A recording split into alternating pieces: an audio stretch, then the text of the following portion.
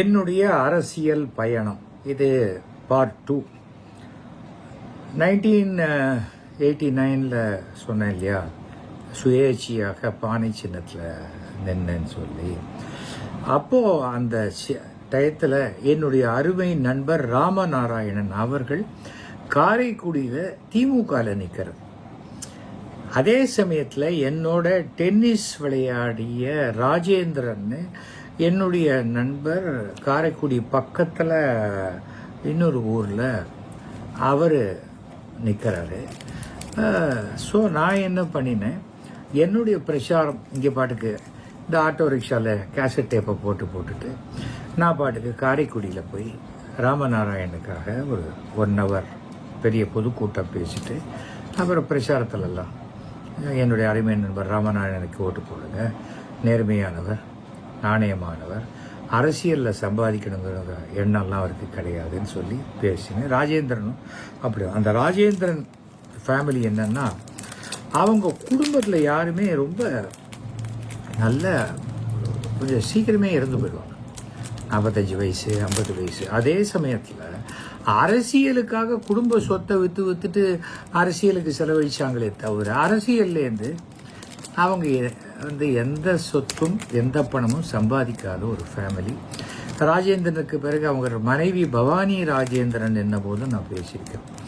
இது என்ன ஆயிடுச்சு, நான் திமுகவுக்காக பேசிட்டு இங்கே வந்து நான் சுயேட்சையாக நிற்கும்போது தான் குமுதம் ஆஸ் யூஷுவல் தன்னுடைய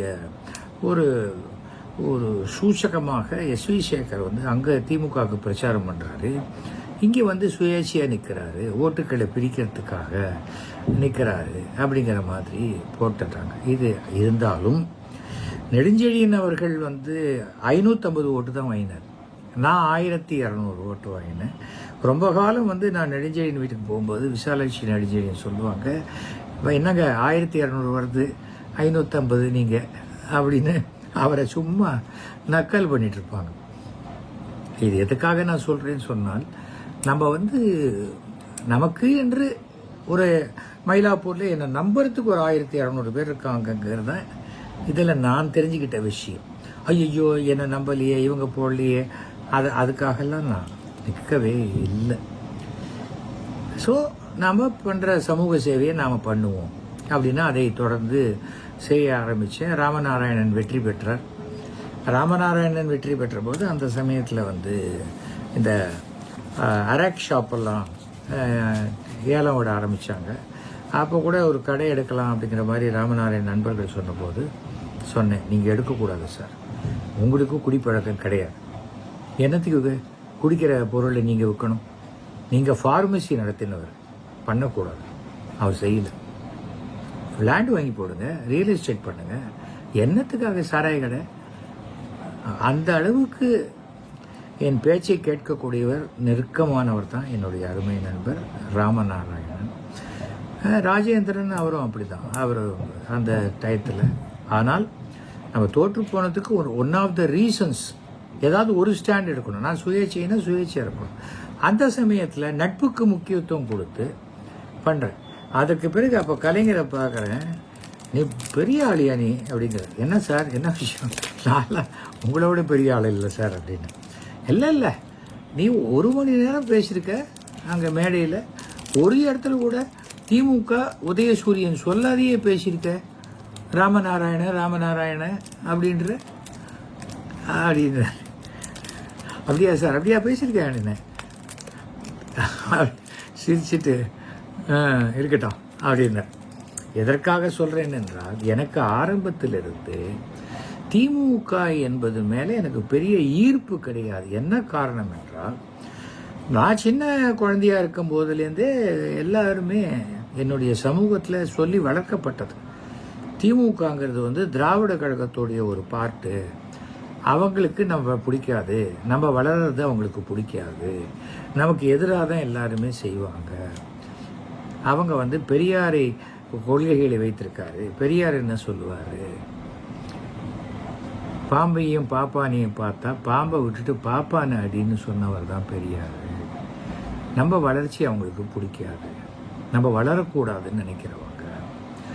3% வர்சஸ் 97% ஒரு மேத்தமெட்டிக்கல் கால்குலேஷன் கொண்டு வந்து நம்மளை ரொம்ப சப்ரஸ் பண்ணது திராவிட கழகம். அது திமுகவுடைய ஆதரவோடு நடந்ததுனால நம்ம ஓட்டு திமுகவுக்கு போடுறது இல்லை அப்படிங்கிறது தான் பிராமணர்கள் பொதுவாக வைத்து கொண்டிருந்த நம்பிக்கை. எனக்கு நமக்கு என்ன, நம்ம சினிமாவில் நடிக்கிறோம், எல்லா ஜாதிக்காரர்களும் எல்லா மதத்துக்காரர்களும் நம்ம படத்தை பார்க்குறாங்க. அப்போது நான் ஐயரு மாத்திரம் பார்த்தா போகிறோம் அப்படின்னு நான் நடித்து முன்னுக்கு வரல. அந்த மாதிரி ஒரு சூழ்நிலையில் என்னால் ஒரு கட்சியை வைத்துக்கொண்டு சில ஜாதிகளுக்கு எதிர்ப்பாக இருக்கிறது எனக்கு பிடிக்காது. ஆனால் ஒரு கட்சியே நம்ம ஜாதிக்கு எதிராக இருக்குங்கும்போது அதை அப்போ பார்த்துக்கலாம் அப்படிங்கிற ஒரு மனசுக்குள்ளேயே அது செப்பரேட் அவுட். அதனால தான் இன்னி வரைக்கும் எனக்கு அவங்க நான் வெஜிடேரியன் சாப்பிட்டாலும் சரி, என்ன சாப்பிட்டாலும், நான் முழு வெஜிடேரியனாக இருந்தால் கூட எனக்கு அவங்கக்கிட்ட விரோதம் பாராட்ட தெரியாது, நட்பாகத்தான் இருப்பேன். இன்னி வரைக்கும் நான் அப்படி தான் இருந்துக்கிட்டு இருக்கேன். அது நம்ம ஜாதிக்காரனோட தான் பழகணும், அதெல்லாம் கிடையாது. என்னை பொறுத்த வரைக்கும் எனக்கு சொல்லிக் கொடுத்தது, இந்துவாக இருக்கக்கூடியவர்கள் எப்படியாவது வாழ்க்கையில் 2 முறை அவங்க பூணல் போடுவாங்க. ஒன்று கல்யாணத்துக்கு போது, இன்னொன்று வந்து பெற்றோர்களுக்கு சடங்கு செய்யும்போது அது போட்டு தான் ஆகும், அவ்வளோதான். அதனால் பூணல் போடாத இந்துவே இருக்க மாட்டாங்கன்னு சொல்கிறதுலாம் ரொம்ப கஷ்டம். கடவுள் எதிர்ப்புங்கிறதுல எனக்கு நம்பிக்கையே கிடையாது. 1989-90 தான் நான் பெரியார் திடலில் ஒரு நாடகம் போடுறேன், மகாபாரதத்தில் மகாத்தா. அப்போ அங்கே ஒரு பெரிய ஆடிட்டோரியம் உண்டு. அந்த ஆடிட்டோரியத்தை வாடகைக்கு விடுவாங்க, அங்கே போடுவேன். அந்த நாடகத்தில் ஒரு வசனம் வரும், சார் நாங்கள் கடவுள் கிருஷ்ணரையே நேராக பார்த்துட்டோம், ஆகவே கடவுள் இருக்கவே இருக்கிறார், நீங்கள் நம்புறீங்களா? நான் நம்புகிறேன் அப்படி வேற அந்த சயின்டிஸ்ட். நம்பலேன்னா நீங்கள் ஒரு முட்டாள் காட்டு மிராண்டி அப்படிம்பேன். ஆடியன்ஸ் பயங்கரமாக கை தட்டினாங்க. ட்ராமா முடிஞ்சு வெளியில் வந்தோடனே அந்த பெரியார் திடலில் இருக்கிற தோழர்கள்லாம் நம்மளை சூழ்ந்துக்கிட்டாங்க. நான் சொல்கிறது ஆச்சு என்னுடைய 40வது வயசில், 39-40 வயசில். என்னப்பா எங்கே வந்து பேசுகிறீங்க இந்த மாதிரியெல்லாம், இது பெரியார் திடல், இங்கே வந்து கடவுளுக்கு ஆதரவு அந்த விஷயம்லாம் பேசுகிறீங்க, நம்பாதவன் முட்டாளுங்கிறீங்க. இங்கே பாருங்கள், ஒரு இடத்த வாடகைக்கு விட்டீங்க, நான் என்ன வசனம் பேசணும் நீங்கள் சொல்லிக் கொடுக்கக்கூடாது. நீங்கள் சொல்லிக் கொடுக்குற வசனத்தை தான் நான் பேசணும்னா நீங்கள் எனக்கு பணம் கொடுக்கணும், என்கிட்ட காசு வாங்கக்கூடாது. புரியுதா? உங்களால் என்ன முடியுமோ பண்ணுங்கள். இதை எய்த்தாப்பில் தான் அங்கே பக்கத்தில் தானே கமிஷனர் ஆஃபீஸ் இருக்குது, அங்கே போய் சொல்லுங்கள் அப்படின்னே சொன்னேன். அப்புறம் எனக்கு அவங்க ஆள் கொடுக்குறாங்களே இல்லையோ, நான் இனிமேல் நமக்கு பெரியார் திடல் போட வேணாண்டா அப்படின்னு சொல்லிட்டேன். எதுக்காக நம்ம போடணும்? நமக்கு ஒருத்தரோட உடன்பாடே இல்லாத ஒரு இடத்துல போய் எப்படியாவது போய் நம்ம ஏன் அங்கே போடணும்? போட வேண்டிய அவசியம் இல்லை. அப்படிப்பட்டவன் தான் இந்த எஸ்வி சேகர். அதன் பிறகு 1990 ஒரு நம்ம ஏதாவது ஒரு நல்ல பார்ட்டி ஒரு இருக்கணும். எனக்கு வந்து வாழ்க்கையில் அடிப்படையாக எனக்கு சொல்லிக் கொடுத்த சிந்தனைகள் என்னன்னு சொன்னால், முதல்ல நம்ம தேசம், அடுத்தது நம்முடைய மதம், அடுத்தது நம்முடைய ஜாதி, அதுக்கு பிறகு தான் நாம் பார்க்குற வேலை, நாம் இருக்கிற கட்சி, நாம் சேர்ந்துருக்கிற அமைப்பு எல்லாமே. இதுதான், இப்படி தான் நான் இன்னி வரைக்கும் இருக்கேன்.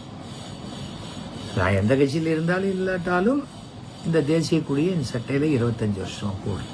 அது ஏன் போடுறேன் அப்படின்னு சொன்னால், நம்ம ஊரில் பார்த்திங்கன்னாக்க தேசிய கொடியை விட கட்சி கொடிகள் ஜாஸ்தி. இதுவே வெளிநாடுகளுக்கெல்லாம் போனால் அந்த ஊர் தேசிய கொடி மட்டும்தான் எல்லார் வீட்லேயும் பறக்கும், அவங்க எந்த கட்சியில் இருந்தாலும் கவலைப்பட மாட்டாங்க. நம்ம ஊரில் அது அப்படி இல்லை. நம்ம பட விஷயங்களே அப்படித்தான். நீராடும் கடல் எடுத்து பாடினா அதில் 4 வரியை எடுத்துட்டு தான் பாடுறோம். வந்தே மாதிரி நான் பாட மாட்டேன்றாங்க. எதுக்கு? தேசம்னா ஒன்று தானே, ஒரு இந்தியா தானே நமக்கு. என்னை பொறுத்தவரை இந்தியாவில் பிறந்தவர்கள் இந்தியர்கள், தமிழ்நாட்டில் பிறந்தவன் தமிழன், அவ்வளோதான். அதை தாண்டி நோண்டிக்கிட்டே இருந்தாக்க எந்த பிரயோஜனமும் கிடையாது. அதுக்காக நான் சொல்கிறேன். இப்போ கூட பாருங்கள், ஆச்சரியமாக இருக்குது. ஆதார் கார்டு வந்து குடியுரிமைக்கு இல்லை, பாஸ்போர்ட்டு குடியுரிமைக்கு இல்லை, பேன் கார்டு குடியுரிமைக்கு இல்லை, ரேஷன் கார்டு குடியுரிமைக்கு இல்லை. எப்போ எத்தனை கார்டு ஒரு நாட்டில்? டிரைவிங் லைசன்ஸு குடியுரிமைக்கு இல்லை. நான் இங்கே தானே பிறந்தேன். அமெரிக்காவில் ஒரு குழந்தை பிறந்ததுன்னா அதோடைய பெற்றோர்கள் சவுத் ஆப்பிரிக்காவை சேர்ந்தவர்களாக இருந்தாலும் அவர்களுக்கு பிறந்த குழந்தை அது அமெரிக்கன் தான். அதான் வச்சுருக்காங்க. அதை நடுவில் ட்ரம்ப் மாற்ற முயற்சி பண்ணார். அது மாற்ற முடியலைன்னு நினைக்கிறேன். அதெல்லாம் பார்த்து மாற்ற முடியாது. இதுதான் அடிப்படை. அதை தாண்டி நான் வந்து ரிஷி மூலம் நதி மூலம் பார்க்குற மாதிரி உங்கள் தாத்தா எங்கே இருக்கிறாரு, அதுக்கு தாத்தா எங்கே இருக்காரு, அவர் எங்கே பிறந்தார், அப்போ அத்வானி எங்கே வந்தார், அப்போது ஒருங்கிணைந்த இந்தியான்னு சொல்லலாம். ஆனால் அது பாகிஸ்தான் தானே. கராச்சிங்கிறது இப்போ இந்தியாவில் இல்லையே. கராச்சியில் பிறந்தவர் தானே. அப்போது நமக்கு சாதகமான விஷயங்களை நம்ம எடுத்துக்கிறோம், பாதகமான விஷயங்களை தப்பு அப்படிங்கிறது இது எனக்கு மனசுக்கு ஏற்றுக்கல. அதுக்கு பிறகு 1990 நான் ஹிந்து அப்படின்னு சொல்கிறத எனக்கு எந்த விதமான கூச்சமும் கிடையாது, பெருமை தான். அதே சமயத்தில் நான் முஸ்லீம், நான் கிறிஸ்டின்னு சொல்கிறவங்க மேலே எனக்கு வெறுப்பு கிடையாது. எதுக்கு வெறுக்கணும்? அவர்கள் இந்தியர்கள், அவங்களே நான் ஏன் வெறுக்கணும்? இப்படித்தான் நான் ஆரம்பத்தில் இருந்தேன். அது வந்து எல்லாருக்கும் அது உடன்படிக்கை, அது வராது அவங்களுக்கு. அது அவங்க அப்படி தான் நினச்சிக்கிறாங்க. நான் என்ன பண்ண முடியாதுக்கு? நான் என்ன மாற்றிக்க முடியாது. என்னுடைய வளர்ப்பு சின்ன வயசில் நான் 58வது வருஷம் என்னுடைய 8 வயசில் இந்த மந்தவழி பாக்கம் வந்தபோது எங்கள் வீடு, அதுக்கு அடுத்தது வந்து ஒரு 6 வீடு தள்ளி ஒரு வீடு, அதுக்கப்புறம் பக்கத்தெருவில் ஒரு வீடு, 3வது தெருவில் அரை வீடு, இப்படி தான் இருக்கும். கொஞ்சம் இருட்டி போச்சுன்னா நம்ம வீட்டுக்கே நமக்கு வழி தெரியாத அளவுக்கு குறைச்சலான வீடு. ஆனால் எங்கள் வீட்டுக்கு பின்னாடி சின்ன காரக்கோட்டை, பெரிய காரக்கோட்டை, 2 ஸ்லம்மு. எங்கள் வீட்டுக்கு பின்னாடி அந்த ஸ்லம்மில் இருக்கிற அத்தனை பசங்களும் என் ஃப்ரெண்ட்ஸு. பீட்ரு, பக்ரி, ஜானு, நூர் முகமது, அப்புறம் என்ன ஷேக் முகமது, இவங்க எல்லாருமே என் ஃப்ரெண்ட்ஸு. என்னை யாராவது அடிக்க வந்தேன்னா ஐயப்பன் அடிக்க போகிறேன் அப்படின்னு 200 ஐயப்பன்கிட்ட சண்டை போடுவாங்க. அந்த அளவுக்கு எங்கள் அப்பா சொன்னது, அதெல்லாம் யாரையும் பார்க்க போகிறேன், எல்லாரோடையும் சகஜமாக பழகணும் அப்படின்னு தான் எங்கள் அப்பா என்னை வளர்த்தார். அதுதான் நான் இன்னைக்கு சிறப்பாக இருக்கிறேன். அதில் எனக்கு எந்த விதமான கூச்சம், வருத்தம் அதெல்லாம் ஒன்றுமே கிடையாது. என்ன இருக்கு? நான் 53 தடவை ரத்தம் கொடுத்துருக்கேன், 200 பேர் உயிரை காப்பாற்றிருக்கேன். எல்லாரும் என் ஜாதிக்காரங்களா? இல்லையே. அந்த மாதிரி தான் இருக்கு. அதே மாதிரி எங்கள் அப்பா இறக்கும்போது தன் கண்களை தானமாக கொடுத்தாரு. அது என்ன வேறு ஐயருக்கா கொடுத்துருக்காங்க? இல்லையே. ஆனால் எங்கள் அப்பா கண்கள் தமிழ்நாட்டில் இன்னும் வாழ்ந்து கொண்டிருக்கிறது. அவ்வளோதான். அப்படித்தான் நான் வளர்க்கப்பட்டிருக்கிறேன். 600 அனாதை பிணங்களை நான் அடக்கம் செஞ்சுருக்கேன். அடையாளம் தெரியாத பிணங்கள், அனாதைன்னு யாரும் கிடையாது, ஆனால் கைவிடப்பட்டவர் அப்படின்னு வச்சுக்கலாம். 600 அனாதை பிணங்கள் அப்படின்னு வச்சுக்கிட்டு பார்த்தாலும் கூட எல்லாரும் ஒரே ஜாதியா இல்லை. ஒரு உயிர் போன பிறகு அந்த உடல் ஒன்று புதைக்கப்பட வேண்டும் அல்லது எரிக்கப்பட வேண்டும், இல்லைன்னா அந்த ஆத்மா சாந்தி அடையாது என்று சொல்லப்பட்டிருக்கிறது. ஒரே ஒரு அடையாளம் தெரியாத பிணத்தை அடக்கம் செய்தால் ஒரு அஸ்வமேத யாகம் செய்த பலன் உண்டு அப்படின்னு ஹிந்து மத தர்மத்தில் சொல்லப்பட்டிருக்குன்னு காஞ்சி மகா பெரியவரே சொல்லியிருக்கு. அவ்வளோதான். அதுக்காக யார் மண்டையை போடுவான்னு அப்படியே பார்த்துட்டு இருக்க வேண்டிய அவசியம்லாம் இல்லை. எங்கள் அப்பா செஞ்சார். ஒரு 100 பாடி வரைக்கும் எங்கள் அப்பா பண்ணார். அதற்கு பிறகு நான் பண்ணினேன்.